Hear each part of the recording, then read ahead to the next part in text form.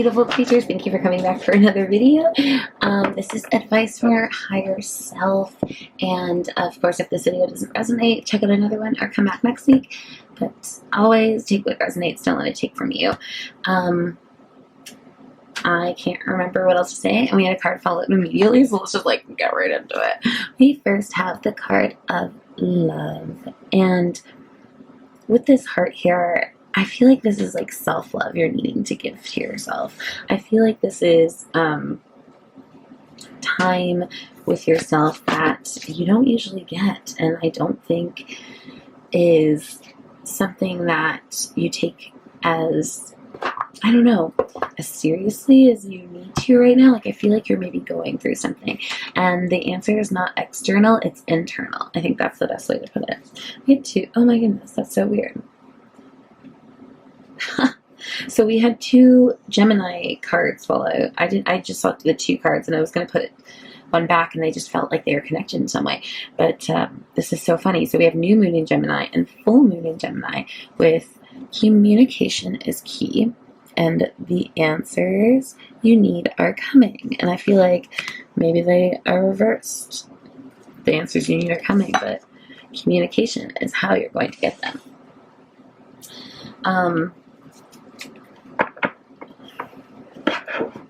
And maybe that's where like the self-love comes in. It's like, instead of stressing and worrying about where to find these answers, know that they're coming, and like communicate with yourself and what you need right now, and give yourself that. I feel like it's not really like I feel like you're working harder than you need to be, is kind of what I'm getting. Open the door to a higher dimension. Lunar eclipse. How can we do that? How can we open a door to a higher dimension through self-love and communication? Maybe journaling? I feel like journaling would be like something really interesting for you to check out. But your higher self is definitely encouraging you to, I feel like it's like take it easy on yourself is really like the biggest thing that's coming out. But maybe journaling how you're feeling right now would be really beneficial.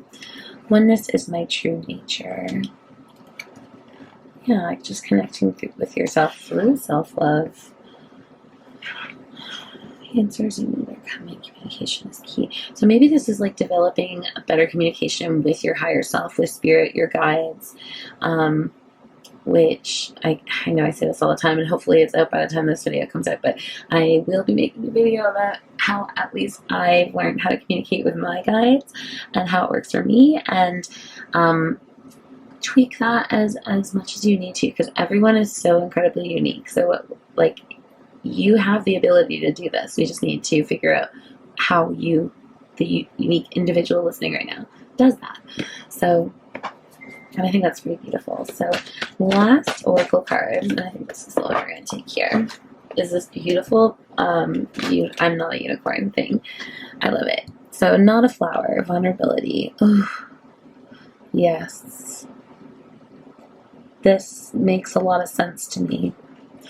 So with the heart being like in love, the heart, it was like an actual like cardio, like that was like the actual, like, I don't know, it was just like looks more like a heart than an actual like cartoony heart. And I feel like that's like the hard exterior of, I don't know, it's just like learning how to be vulnerable. Do you even know how to be vulnerable with yourself? That's a real true gift and skill not many people possess, and it's really a strength.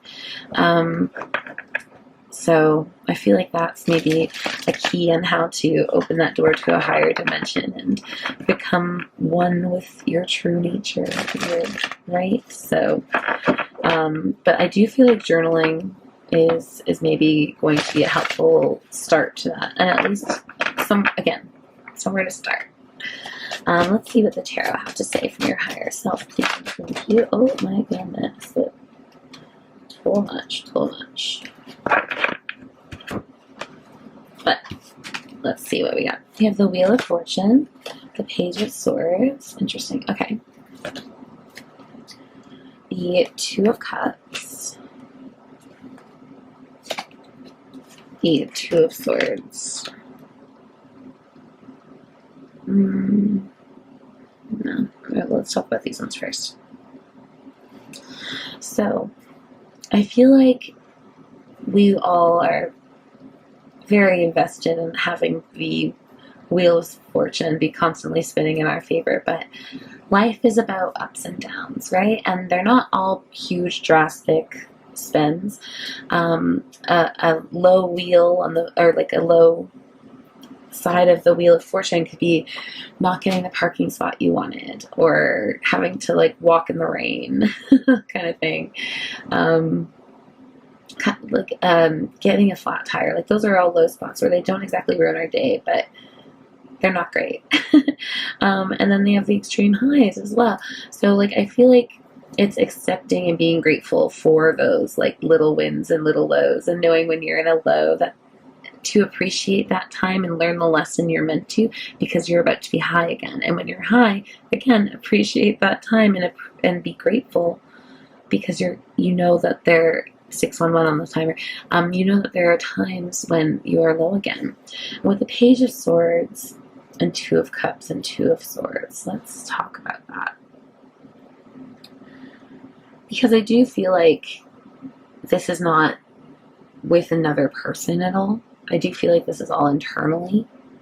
Perhaps the communication you need is with another person. That could be the Two of Cups harmonious conversation aspect of that. But I do feel like this is choosing to connect with yourself, watching yourself and how you react to things, and connecting with like your inner child. I feel like a lot of our reactions come from like inner child trauma and wounds not healed, and making the decision to be the adult for yourself and heal that. So let's say we have 3 other cards here that came out. I just haven't flipped over yet. Let's go ahead and flip them now. So they have Ace of Pentacles, 10 of Wands, and 6 of Pentacles. These are beautiful, because this tells me that you do want to change for yourself. You want better. You want different. Right? You want change, because at this point you know how your life is if it stays the same, right? So it's not, what's scarier, no change or change, right? Because it can only be, what I always say, change is one of 3 things: good, better, or different. And different's how you look at it, it's perspective. If you think it's awful, then let's go ahead and try to change it again. We'll get good, better, or different. But it's, again, all of your perspective. And with the 6 of Pentacles, I feel like you're giving to yourself more. You're being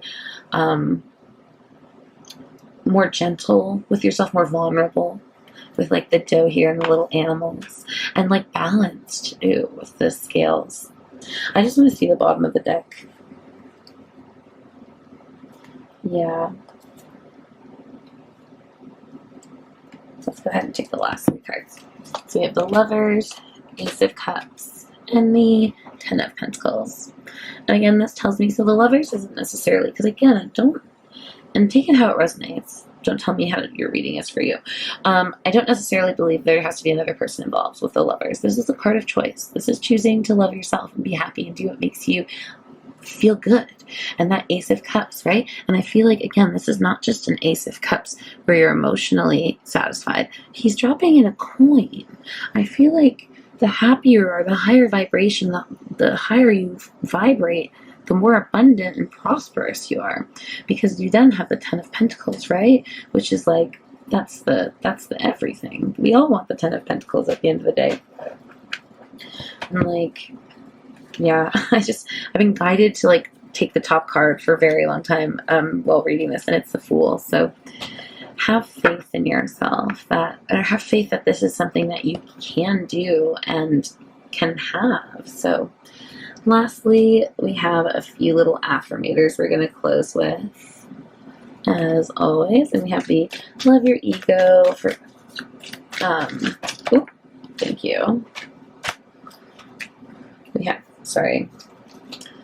It's the Self-Forgiveness Oracle Deck, Love Your Ego Edition. There we go.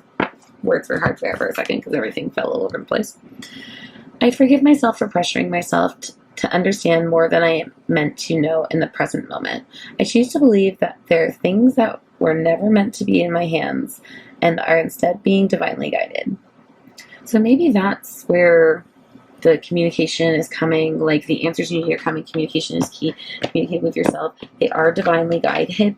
So I do feel like it's, again, connecting with your higher self and your guides.